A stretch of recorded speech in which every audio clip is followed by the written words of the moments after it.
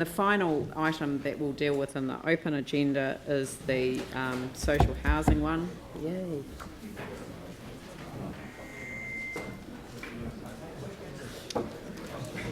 And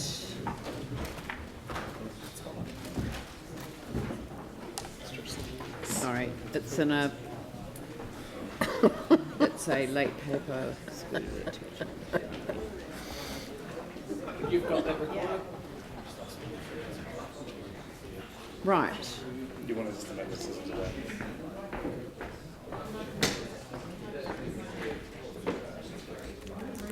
Okay. Thank you, Bruce. Do you want to introduce the paper or does Glenn want to introduce it? I asked for this paper to come straight to council because I didn't want it to go through the committee to the council. I just think it's we need movement. Yeah. I could provide, if you wish, some brief comments there and then to Bruce. Well, which is more quick and helpful? Go straight to Bruce.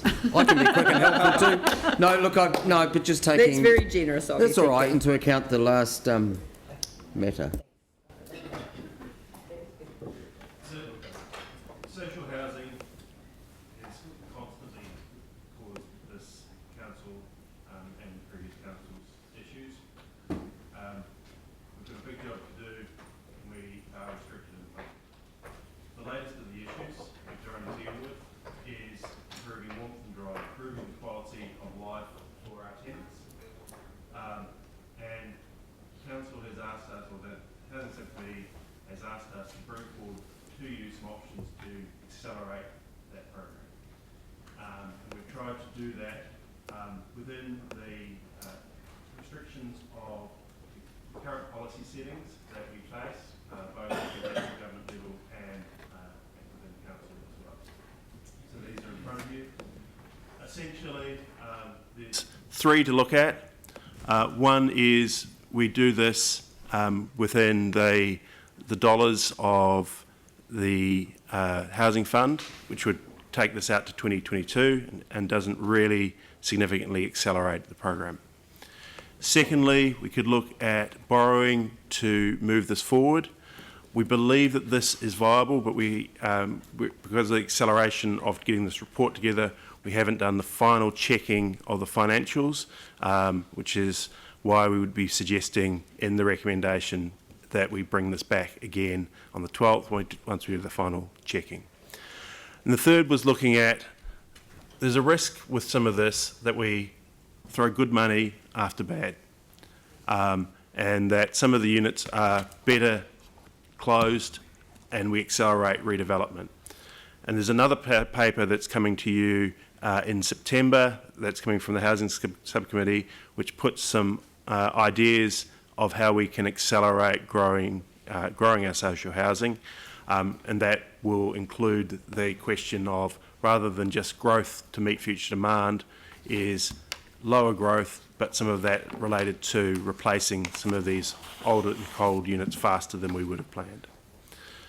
So that's really the gist of this. There is a fourth recommendation that I've been put forward. Sam, can you add that fourth one in? And that's basically to say that we will work very closely with the Housing Trust to deliver this work. We'll align programs so that we can get both the best in timing to get the work done, but also the best value for money outcomes as well. This is something that we're happy to commit to achieve, and the Trust and I are already having those discussions. There was one question that came up this morning from one of the deputations, just regarding getting information out to the tenants. We'd agreed with the Trust to do that a little while ago. That work is close to completion. In fact, talking to one of the staff, Mr. Hardy, today, he indicated he expected to go out either today or tomorrow, that information. So that is going to be each unit, I mean each block explaining where they sit and what the proposals are? They won't have proposals, but where their current status is, we Right. will follow up with proposals once we get that detail in place. Yeah. So I'll stop there, given the lateness of the day, and answer hopefully a small number of questions. Yeah, no, that's extremely helpful, and I really appreciate you adding the commitment to integrate the two programs, because these two programs have to go hand in hand. That's how we're going to get the best outcomes for as many people as possible. I'll get Glenn, Yanni, Andrew. Thank you, and thank you for your hard and speedy work, Bruce. So just to double check the process, by virtue of proceeding with these recommendations, we are essentially giving effect to option 2, which is to get it done. So it's a contiguous approach with the detailed so this, despite it saying September 12th, it doesn't. You actually begin the detailed delivery work. I've got a planning meeting with the Trust on Monday to work through the acceleration towards December. So we're working on that basis, but we cannot presuppose Council's decisions. We won't do that, but we'll work on getting planning to accelerate this as fast as possible. Right. But you'll hear the signal today, so yeah. Thanks. Yep. Yanni? Yeah, I was, given that it's coming back next week, and on the 12th of September, and you've got a meeting next week, surely the direct communication should hold off until we get that program confirmed. Otherwise, we're just going to have to communicate in 2 weeks' time or 3 weeks' time. No, as I said before, the communication that's going out is about the current status of individual units in terms of insulation. And the second, which I think you're referring to, will be about how we will go about addressing those matters. That can certainly, that'll have to wait because we don't have that in detail yet.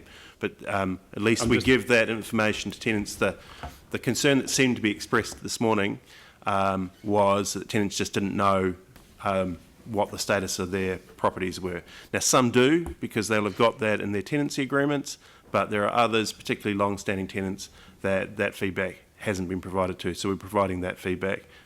Isn't that status going to change based on what we decide on the 12th of September? We can't change the past, no. Sorry, because some people that currently aren't in line to get insulation upgrades may be in line to get insulation upgrades based on what we decide on the 12th of September. We have committed already, based on Council's policy, so it's not a Council decision, but you have a policy about warmth and dryness. We've already publicly committed that we would do this work anyway. So we'll just reconfirm, and we'll check that whether that message is in the Trust's messaging. We reconfirm that we are committed to doing this work. Your decisions today are about accelerating it. They don't change the status of the insulation that's currently in a unit, which is what we're providing. So when it comes back to us, just so I'm clear, there's no units that we're not going to insulate that we're going to decide to insulate? The aim, there may well be some choices that have to be made through the program about whether or not insulation is the best use of money. What we will do is improve warmth and dryness, and that will look at initially, as the paper sets out, getting improved heating in there, which is most likely going to be heat pumps, and improving the mechanical ventilation. Then there does need to be some discussion on some units, whether you keep on pouring more money into them or whether you're better to pour the money into replacing them and putting new units up and closing them in the interim. Right. Those are discussions that will have to happen through the program. And are we going to get several quotes? Yeah, Andrew. Thank you. Option 2, if we were of a mind to support option 2, and you've acknowledged already there's some detail that's lacking. I mean, I guess things that we would want to see would be what the cost of the borrowing would be. Have you given any thought to what the effect, and I mean, in the grand scheme of things, even though it's a large amount that we're looking at, it's a relatively small amount in terms of Council's overall budget, but effect on debt to equity ratios and debt headroom and those kind of things? No, I need to have those further discussions with the finance team. So on if that. we were of a mind to support option 2, what sort of a resolution would you want today in order to be able to bring that detail back to us so that we could then confidently support option 2? Because I don't think we've got that information at the moment. Yeah, I think the resolution in front of you does that, because that possibility of borrowing to bring forward will cover all of those aspects. Yep. All right. So as long as we'd be confident that you'd bring it back with that kind of detail, Yeah, yes. and even with some detail around, there would be other works that would be deferred because of the cost of borrowing, a sense of what the prioritisation would be, what the deferral of works would look like, and maybe even the opportunity to input into, what we're willing to wear by way of deferrals in order to get the speeding up of this work. Yeah, absolutely. Yeah. All right. Great. Thank you. Bill? Thanks very much, Bruce. Just the concern about with the end of the life cycle of these units and the possibilities you referred to it by putting good money really into bed. When we get the the paper on growing social housing, will that give us a steer as to how we can avoid perhaps the worst excesses, if you like, of possibly repairing or some of the old social housing, so that in fact money is not wasted? Yeah. So the paper that you've asked for on the growing is a conceptual one on a model of how we can utilise the current context that we are in, which is low interest rates and where there is government opportunities that provide long-term funding that meet all the costs, including all the interest costs. So that we'll be putting forward. In terms of the question you're asking, what we would look at is what might be some targets, and we've previously presented a broad indicative target of 500 units over the next 10 years. What we would do is then indicate, well, rather than if we didn't achieve 500 new units, what would be the mixture of new and replacement units that we could sensibly provide in the next 5 to 10 years, and work that through to see how we can use that to improve the quality of the portfolio. Thanks, Bruce. Tim? Thank you. I'm just concerned in the sense that historically, and we don't want to look backwards, but we've built by numbers rather than, it seems in some areas, quality in respect to the tenants, because Braham Street, etc., always leaked and were cold and hot and da-da-da. So, but when we're going forward from now on, we've got a group of people that are in council housing that is substandard with regards to heating and insulation, etc. So yes, we have a current stock which we've got to replenish because we've got a shortage of housing. We've got some that can be retrofitted with heating and insulation, but you're saying that we've also got a group which you've got to really look at carefully, or we've got to look at carefully with regards to, is it worth?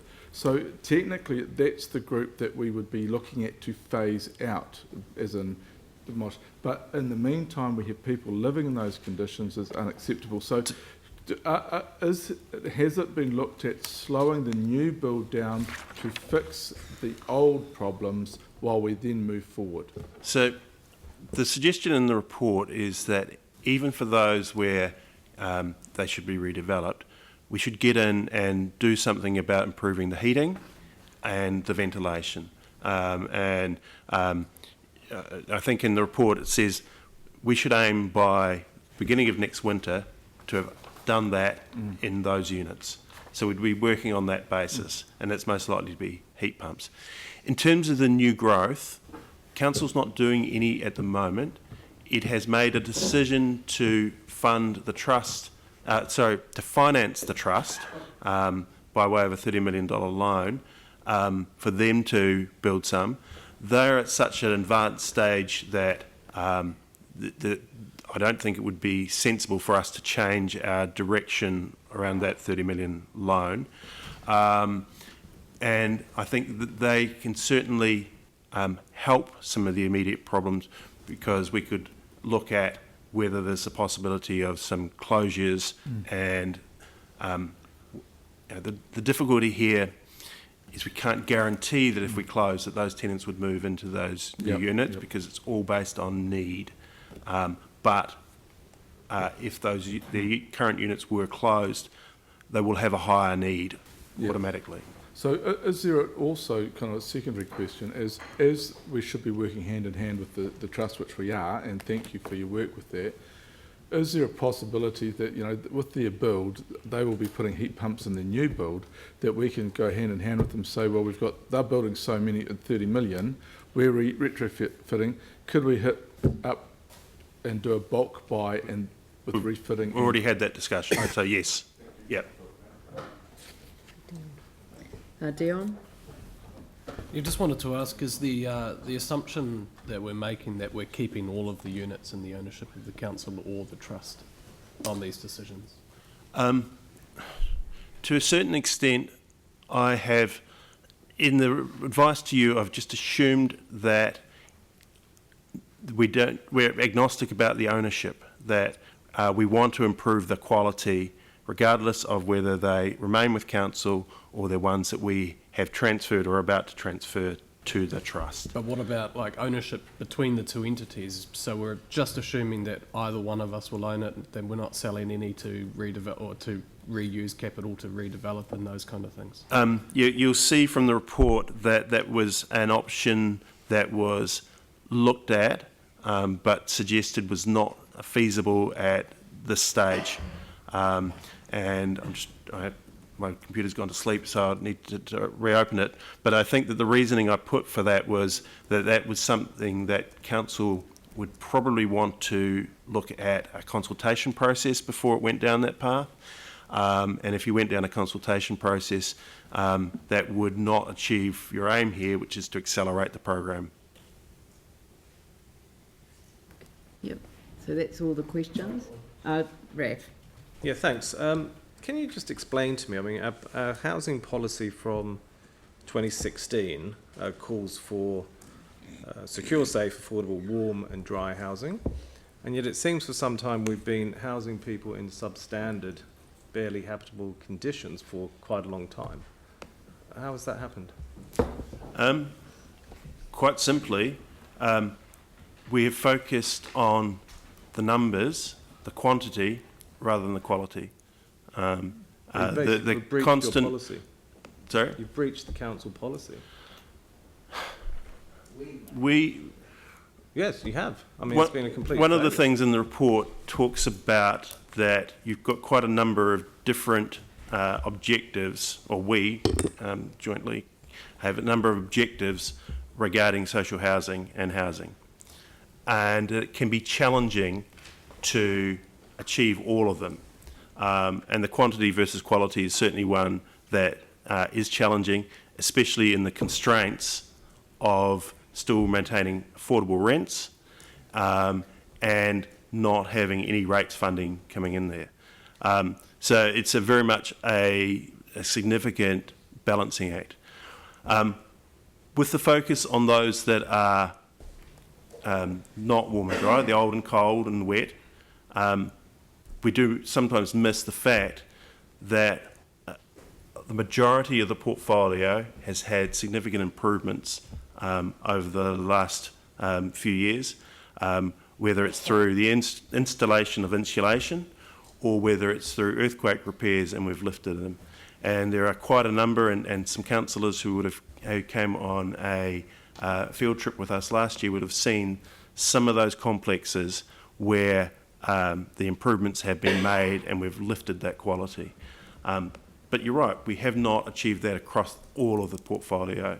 And under current funding of accumulating the funds to get to there, it would take us at least to 2022 just to meet the healthy home standards and the insulation standards for the exempt properties. This is one way of accelerating that. But is that acceptable? I mean, this is a pretty basic thing. I mean, we hear constantly about the importance of housing being a basic human right. And we spend money and we get money for all kinds of things all the time. which don't seem to be as important as this, and we're allowing these people to live in appalling conditions. I mean, shouldn't this be a top priority?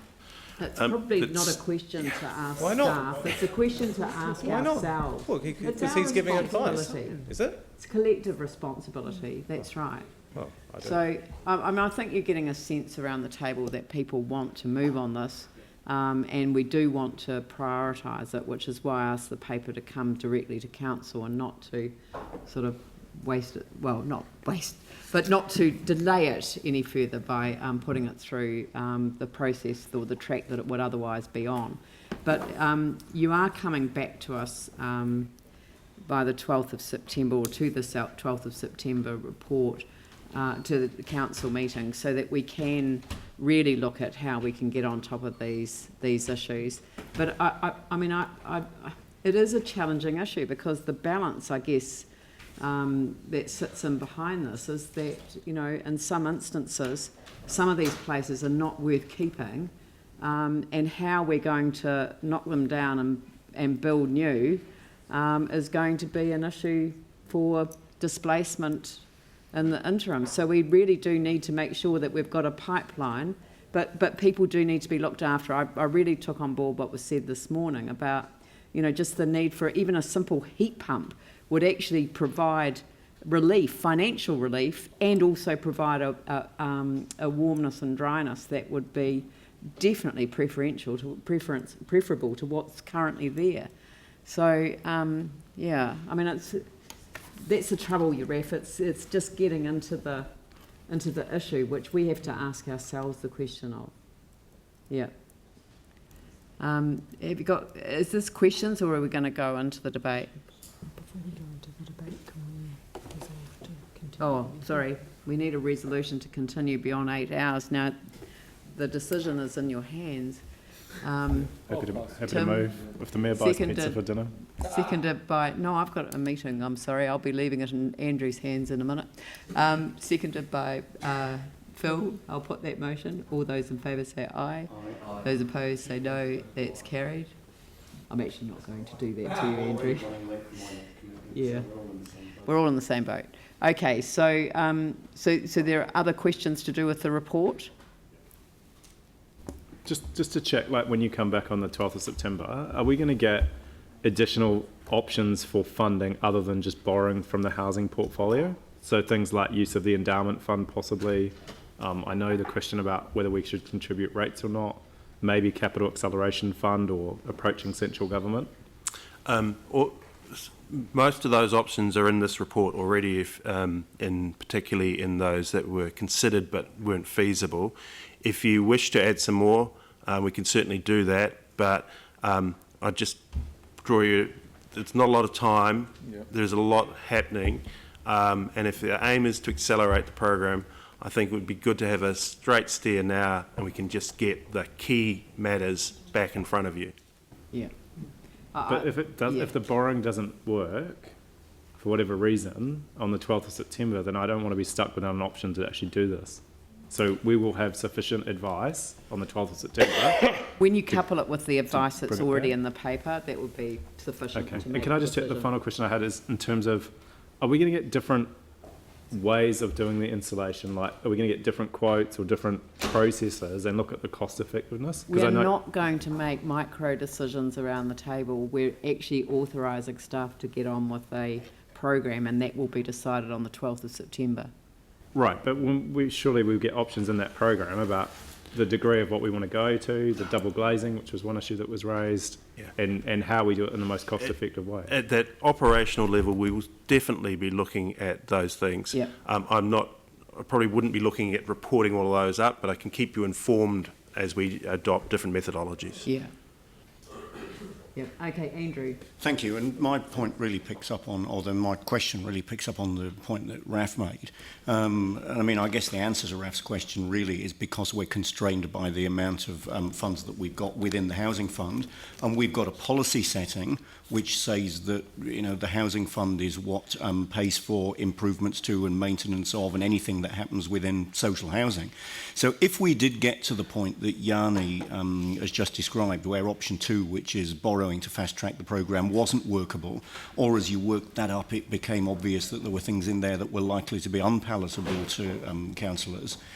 At what point would you begin to think about making recommendations of changing those policy settings, or on a temporary basis doing something that was outside of policy to get us over this particular problem that we've got in front of us at the moment? Because, you know, there is a strong degree of public interest. I'm hearing comments around this table that I perhaps haven't heard so widely expressed before. Maybe the time's right for a more... for just lifting this up and dealing with it differently, even on a temporary basis. At what point would you start to consider alternatives that would be outside of policy, or put that in front of us for consideration? Yeah. So the social housing strategy review will be a matter that will be coming to the council early in its first term. The preparation work is well advanced, and it's something that would be good to come to you in the first few months, but I'm not sure exactly where the timing is on that. And that will look at that broader question of those policy settings. I think if you were looking at a temporary one, a temporary departure, excuse me if I just bring up, because I did make some comment on that, and that was one that was a live option until mid-Sunday afternoon. I mean, certainly you've done the right thing to work within the policy settings that we as a council have created and confirmed.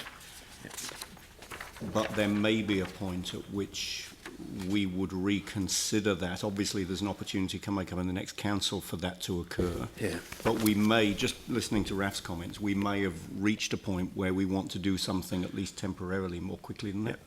Yeah, so if you look on it's page 7 of the report, I'm not sure what the page is on yours, it's the second dot point in 5.2.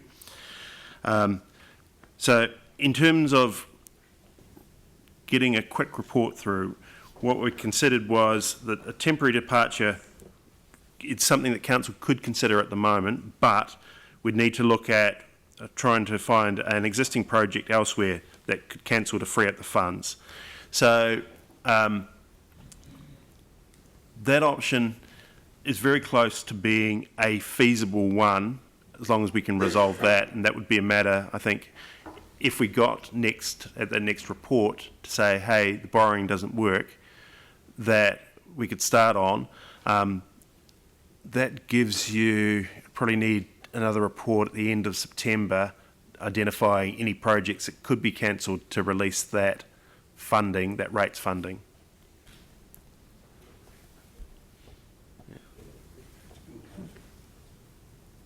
All right, now does anyone want to move the recommendations? Glenn, seconded by Phil.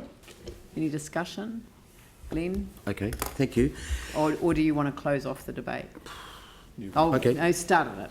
All right. Okay, if I really think I need to close it, I could say something at the end, but I'll try and absolutely get it now. Our 2,200 unit portfolio is one of contrasts, just to pick up what Councillor Manji has said.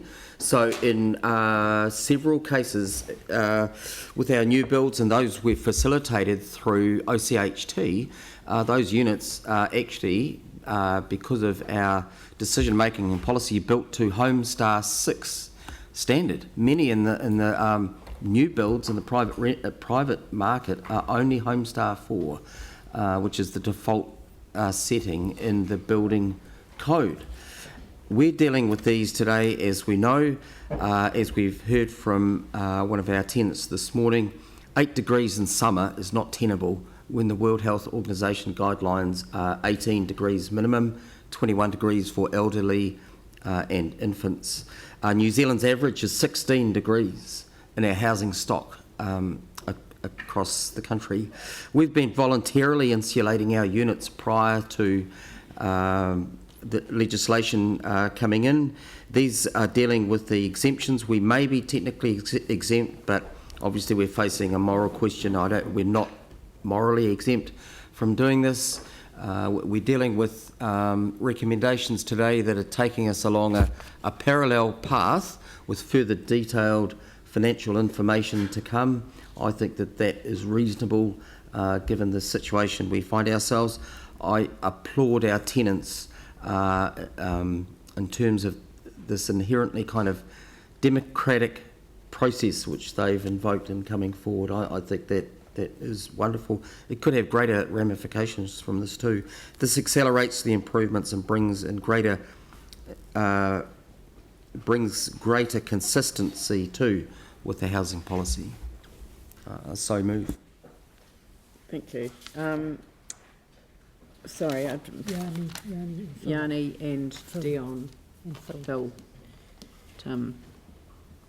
Yeah, I strongly support this. The questions have been asked why this hasn't been done before now. Just want to go through. We had a housing accord where I tried to get this addressed with government. The housing accord really didn't deliver anything in terms of quality, which is a real lost opportunity. Obviously, we thought we would get income-related rents for our housing, and the government reneged on that, and we ended up having to set up the trust. So I think the trust is doing work around insulation, and they have got additional money coming in through the rental process. But fundamentally, this council has put up social housing rents for years and years and years and over the last decade, and we still don't seem to be getting on top of this problem. So I think we do need support from central government. I've always maintained that we should have had an agreement with central government like Wellington City Council had of hundreds of millions to upgrade our social housing, and that would have helped alleviate this. But the other thing is, I think it's about us as a city and what our priorities are. And, you know, like we have opportunities to have put money on budget for our social housing, which we've rejected.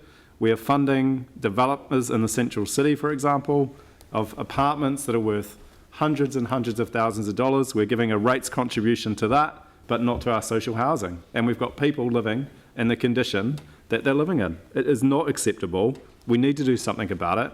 And I strongly support getting this report back and taking action. Just in today's report, we've got money from our endowment fund being spent on recreation and sport, community centres, surf life saving, and $100,000 artwork. And yet we've got our social housing tenants asking us to support getting decent insulation to live in proper standards of housing. So my view is we need to do this. It has been a long time coming. We need to get on and do it. We need to make the priority as a city that this is important, and I welcome that opportunity on the 12th of September. Thank you. Dion? Yeah, I was going to say something quite similar. That the thing that really peeves me off the most about this is actually the gold plating of many of our assets that we've built since the earthquake. We've had some very nice architecturally designed community facilities, and you know, that's fine. But actually, for the health of the city, you've got communities, you've also got people living in your city, and they make up part of these communities, and their assets are their home. And so I think it's a shame that we've got to this point, and if we can reprioritise some of that money to put into what I believe is an asset, a home for people. So I think, you know, we look at the whole thing quite in the wrong way about it. But it does actually make me think about what is the actual purpose of the homes that we have, and do we need to own them all? And is there a better way of doing it? Because I don't say shame, because the point that I have here is if the city is going to own properties, what's the point in owning shit properties? They're not good enough for people to be living in. We need to get them redeveloped. If we can't afford to do it, somebody else might be able to afford to do it, whether that's the government, another trust, I don't know. But we have to really think hard about this, because we're not going to get this done by the time, well, all of them. We've just heard some warnings here. We do have some debt ceiling issues around doing these things, and we need to think about this seriously. Phil? Clearly the key point today is, you know, we have got a lot of people in our council housing where they are not warm and the units are not dry, and clearly that is impact on their quality of life. And I think in many ways this report has kind of like shocked us as councillors. I actually do find it shocking, even though I've been aware of these issues for a long time, like other councillors. So, and the issue has been referred to by earlier in the discussion, that the reason for this is that our social housing in Christchurch has got a long history of actually being underfunded in terms of the maintenance and actually renewals and building sufficient social housing. And I guess while our council for years has tried to keep the rents affordable, but we know there's been, the policy is we do not have any rates, money to contribute, to add to this, so here we are. We also know that in fact there hasn't been a government subsidy apart from the times when this housing was built. And we're still explicitly excluded from getting the government's income rent relates subsidy. So, and we know that historically the funding always came from government subsidies. So, and I am urging everybody, and I think we will today, support this option of borrowing to make amends really. Because it is something that we as a council can simply do and get on with it, to provide warm and dry shelter for some of our most vulnerable. And we know that what is currently happening is that their health, both mental and physical, is being seriously affected. I actually think there's probably not one of us here in this room who cannot put hand on heart and feel some sense of shame that this has been allowed to happen. You know, almost all of the residents in our social housing, they have a family, usually in Christchurch. And many of you, and I have too, have been contacted by members of those families. In a way, they provide the acid test for all of this, is if we had a family member, a mother or a father or a sister, living in these conditions, we would feel very disillusioned. So, you know, and I think today we had a challenge from Steve, who made his deputation, and I think if they were honest about whether we would offer to live in these conditions, none of us as councillors would put our hand up. I wouldn't either. So I think this increasing the borrowing and following the borrowing option, that is actually a drop in the bucket compared to what we need to do to actually meet people's basic human rights. And so we must get this issue fixed as soon as possible. Tim. Thank you. First of all, I'm going to start with thanking Bruce, you and your team. You've been going on for some years with regards to coming up with different ways outside the box with the Housing Trust, etc. And you and your team have done an outstanding job. And you and your staff, like us, have inherited a headache. That headache was this council has been building social housing at the minimum level for some time. It's not a new thing. We all knew when we were kids that like Brahma Streets and others, they leaked, they were cold, they were hot. It's appalling. So now we've got to get on and do it, but we do not want, and I'm totally against taking it from rates, because we have to maintain a social value for all communities and all levels of those communities in our city. So I totally support the borrowing for this, and that loan is self-funding through social housing. This should have been done 20, 30 years ago, or when we started social housing, and it wasn't. We've got to get on it, we've got to do it properly, and I think, Bruce, through you and your staff, with that level-headedness and the conscious effort to get it right, to the respect of those living in these conditions, is the right way to go forward. So I would support the loan option. You know, we can't go to the government, because why would the government give it to us, any assistance to us, when we're the ones that built the problem? Thank you. Andrew. Thank you. I think this comes down to, and the points have been well made around the type of homes that some of our tenants are living in, and the way that they're having to live as a result.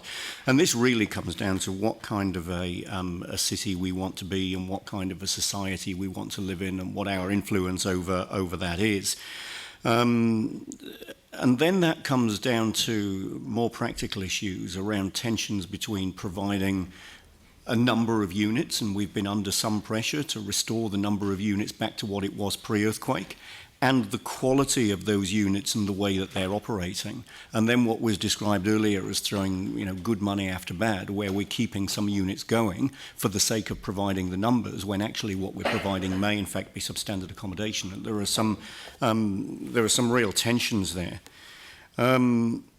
But I mean, Dion made the point earlier, it's a pity that we've got to this point. It's a shame we've got to this point, and it is. But it's great that we're now having a well-informed discussion about it, and that we're planning to have an even better informed discussion on the 12th of September.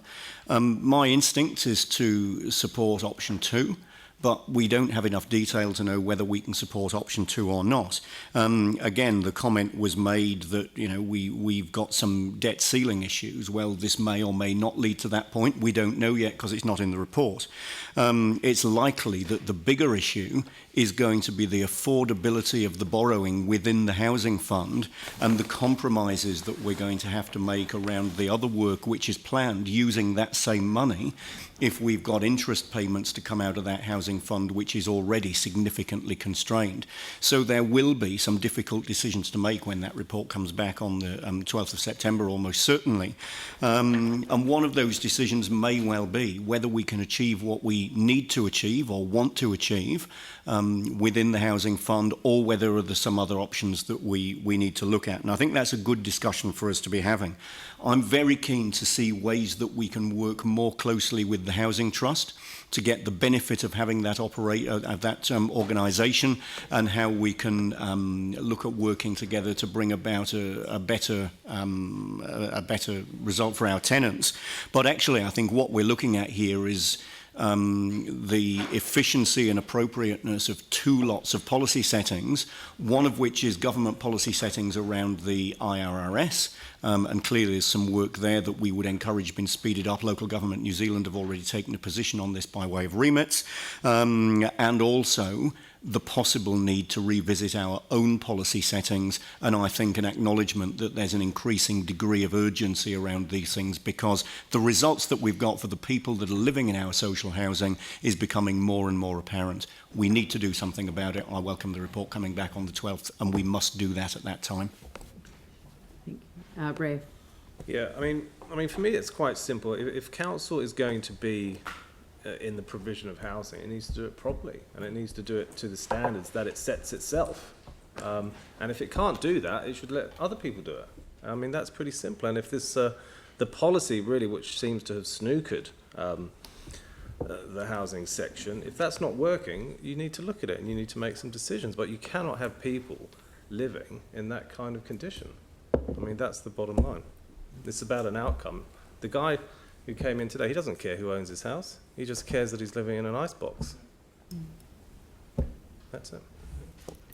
Yeah, I wasn't going to say anything, but I will, because I also want to thank staff for the work that they're doing, and I really want to endorse the approach of integrating your work program with Otautahi Community Housing Trust. You know, the reason that we set up the Otautahi Community Housing Trust was so that we could access the income-related rental subsidy. But I'll tell you what, it's a much better concept of having the trust able to develop relationships on the ground and to really focus on social housing. And integrating the 2 work programs, I think, gives us the opportunity to get more bangs for their bucks.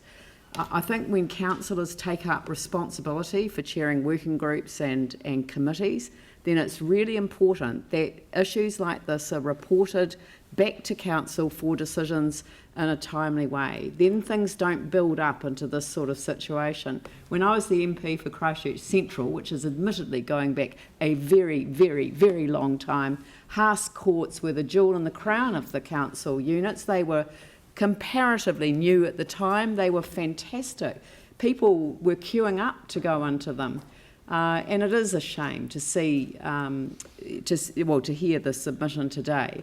And what we're signing off on today actually gives us a mechanism for getting at least decent heating in there in the meantime and enabling us to resolve the issues. But I think, you know, everyone has to take a leadership position. I notice people don't actually take collective responsibility for things that aren't perhaps quite right, but I'm always required to take collective responsibility, no matter what. So what do they say? That there are many friends with success and not very many with failure. and this does represent a failure on a number of levels. You can cast your blame across any process, but this has given us a mechanism for resolving what is not right. So yeah, I appreciate very much the work that's being done.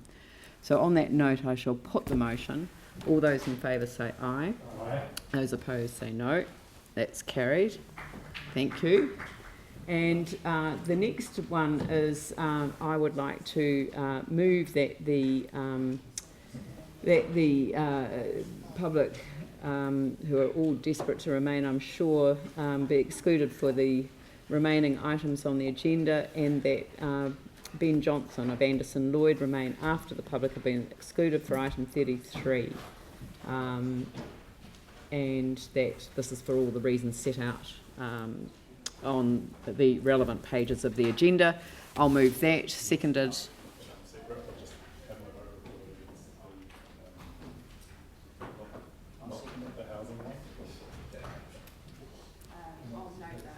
Yeah, okay. So I've moved it. Phil, seconded by Phil. I'll put that motion. All those in favour say aye. Those opposed say no. That's carried, and I'll pick Yanni's item, whatever it is. 36. Thank you.